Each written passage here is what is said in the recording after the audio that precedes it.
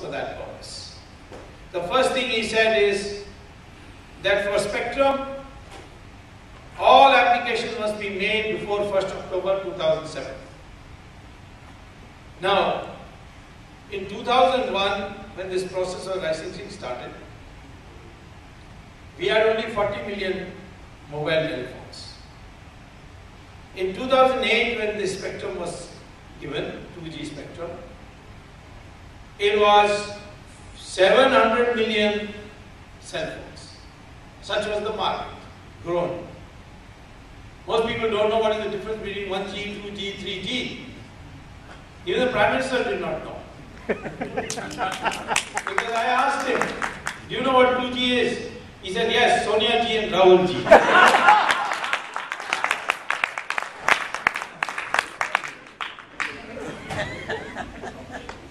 G stands for generation. The first generation is the cordless, where only your voice goes in a wave, but long waves, long cycles. Then 2G, not only your voice goes, but email also goes, SMS also goes, MMS also goes. Even pictures go. And they are shorter cycles. The third generation, 3G, your video of speaking will go, and the video of the person who is speaking, who will pick up the phone, it will also come to you. So that's the 3G. 4G will have even more data, and there will be more cycles. So the sky has to be partitioned to see these waves of different countries, different mobile operators do not clash. And that's why the spectrum, as it's called, has to be partitioned. Normally, since it's a scarce resource, it should be auctioned. But Raja decided in auction, my friends have no chance. So I will not have an auction. I will say first come, first served. And he said, first you apply by 1st October 2007. These two friends were told you apply by 25th September. So Swan and Unitech applied on 25th September. The day the press release came out that up to 1st October you can apply. After everybody had applied, there were 42 companies with 517 applications for different parts of the country. For 3 months, Raja did nothing. Then on 10th January, he issued another press release saying that although I had said you can those who apply by 1st October 2007 and their application will be considered, now I have decided that only those who applied on 25th September or before, they will be considered. It was totally illegal. If he had said it before 1st October, no, only 25th, then understandable. But after 3 months when everything is being completed, he brought this new thing. He also said one more thing. And the press release comes out at 2:45 p.m. in the ministry website, not in the newspapers.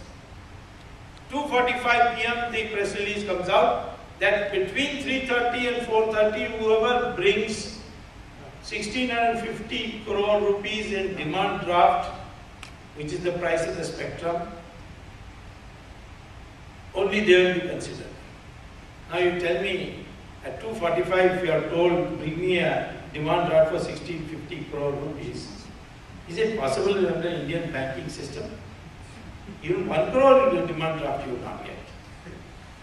But he had informed some people in advance. As far as Swan and Unitech is concerned, they were sitting in the minister's room when the press release was released. And they had the demand draft already in their pocket. 1,650 crores was the price of the spectrum, based on what was prevailing as the price in 2001. The price in 2008 was 10 times more. But he sold these licenses 2 of his favorite and 7 others, including Tata's, Vodafone, Videocon, etc., etc. And 9 companies got the licenses. Now, as far as Swan Telecom is concerned and Unitech were concerned, they knew they can't run a telecom business. They not even one tower. So what they did was, they sold it to 2 foreign companies. One was Etisalat and the other was Telenor.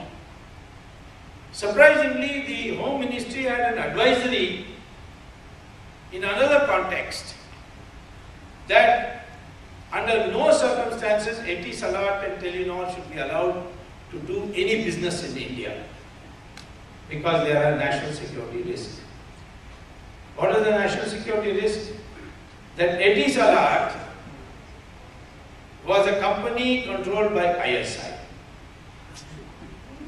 And its India branch was headed by a man called Shahid Balwaz, who was Dawood Ibrahim's right-hand man. And therefore they should not be allowed.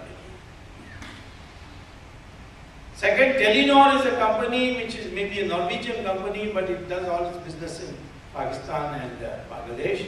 And its equipment is bought from the Chinese People's Army, which equipment can also be used for cyber warfare.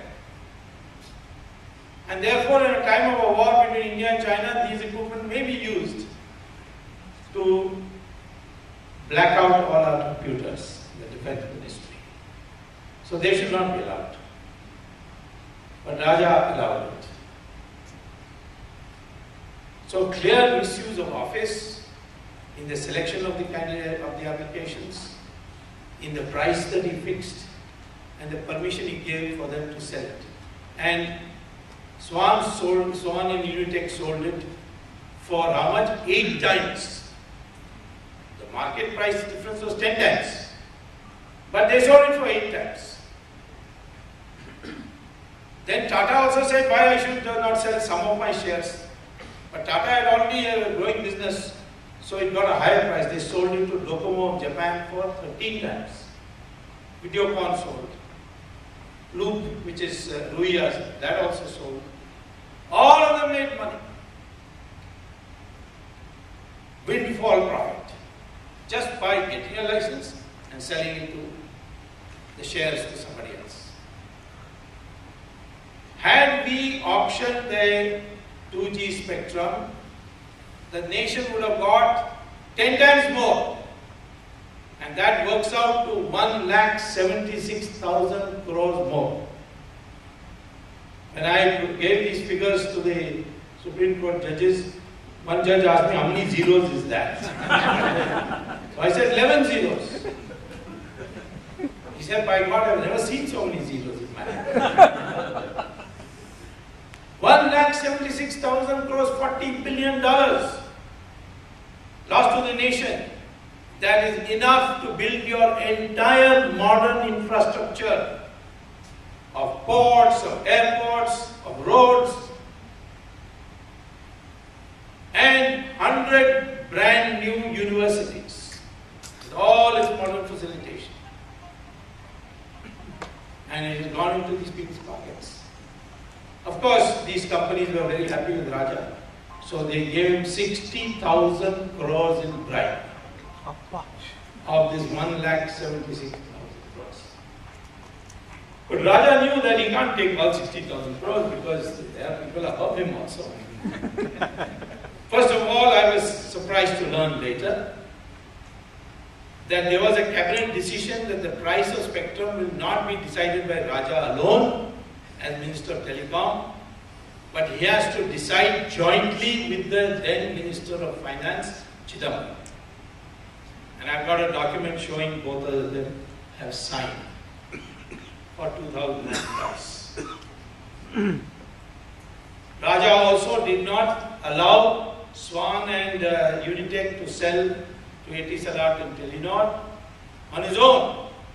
He has himself written a file note that I was encouraged to do so by Chidambaram.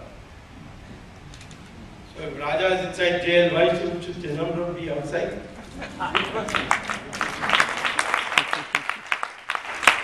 So I filed a petition. I asking the Supreme Court, please make him also an accused. Ask the CBI to investigate him. The court heard me and said, we want to hear what the CBI has to say about this.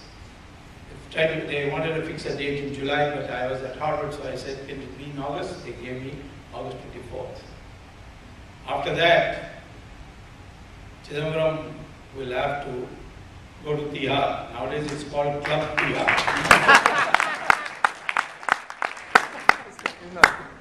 They are now preparing masala dosa and all that. Italians there. All them also get ready for pizza very soon. Very good, very good. When can we see that? Wait, don't be in a hurry. 1857 was blown because Mangal Pandey wanted to be in a hurry. No hurry. It's all halal process. So, they are secular people, so I have to do halal. Anyway, the fact of the matter is that 24th August, this matter will be argued.